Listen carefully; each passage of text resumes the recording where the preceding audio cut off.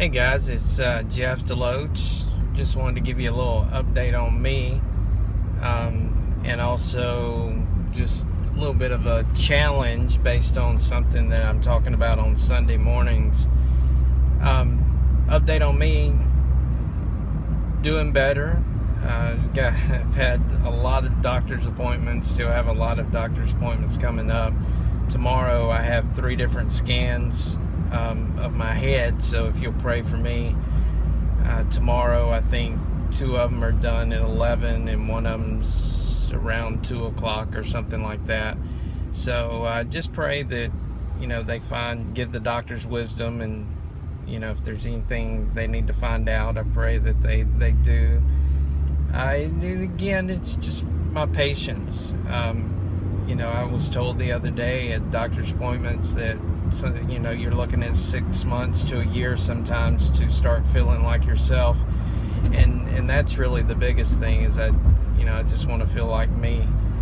I try to explain it to people, and it's so hard to explain, but it's kind of like a dream where you're watching yourself in a dream, and you can see yourself, but you can't do anything about it. You can't control yourself. And when I have bad days, that's what it reminds me of, is a dream where you can't control yourself and can't control your mood and your personality and things like that. So just pray that I continue to heal, and that God gives me the patience that I need to do exactly what I'm supposed to do. They've changed medication up several different times, trying to find the right combination, I guess, to help me heal and help me feel better. So just keep praying. I appreciate all the prayers. I always feel weird asking for prayer for myself, but I'm doing better at that, so I appreciate it definitely. I tell you, I wouldn't be able to be as far as I am without you guys praying constantly. Something I've been talking about on Sunday mornings is evangelizing the world and being ready to evangelize. And one thing I wanted to bring up is the world's not ready to be evangelized. And some people, when they hear that, they think, well, what's the point then? Why are you teaching us to evangelize effectively if the world's not ready? Well, I'll start out by saying the world has never been ready. The world, worldly speaking, they're not ready for evangelism, and the reason is because of Jesus Christ. This world is not ready for Jesus Christ, never has been ready for Jesus Christ, and never will be ready for Jesus Christ until he comes and actually takes a seat on his throne as the king for 1,000 years. So, and that's a whole nother in-depth Bible study. But the world has never been ready, and the world will never be ready. The key is we have to be ready. We have to be ready to be able to defend the gospel. We have to be able to defend the resistance that we're going to get, the questions that are going to come up, the doubt, all the things that are going to be thrown at us from the world. We have to be ready to defend. So it's not a matter of asking the world to be ready for evangelism. It's a matter of, as believers, preparing ourselves and making sure that we are ready for evangelism.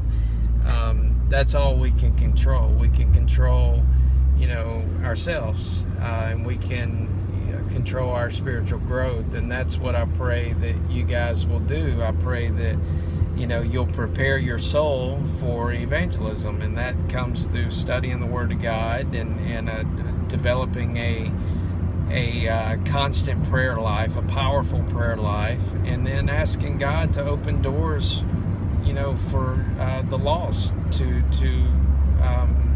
be revealed to you, and start talking about Jesus more. It's you could be standing in the checkout line at the grocery store, and the person in front of you, the person behind you, could be an unbeliever, could be going through something. I mean, whatever the case is, there could be an opportunity right there just by striking up a conversation about the weather, about the chocolate milk, whatever it is. You could sit there and strike up a conversation. Next thing you know, it could lead to talking about church, talking about Jesus, talking about prayer, whatever it is, it could really change that person's life. So you have to be constantly prepared to defend not only the gospel, but to defend your doctrinal, your spiritual and scriptural beliefs. So that's what my challenge is today. My challenge is that stop worrying so much about the world being ready for evangelism, because if you're waiting on that, you'll sit at home on your bum all day long, kind of like I have to do a lot of, and start worrying more about preparing yourself to be ready to evangelize, preparing your soul to be able to go out and make an impact to wherever you are. Remember, it's, again, the world will never be ready. The harvest is plentiful.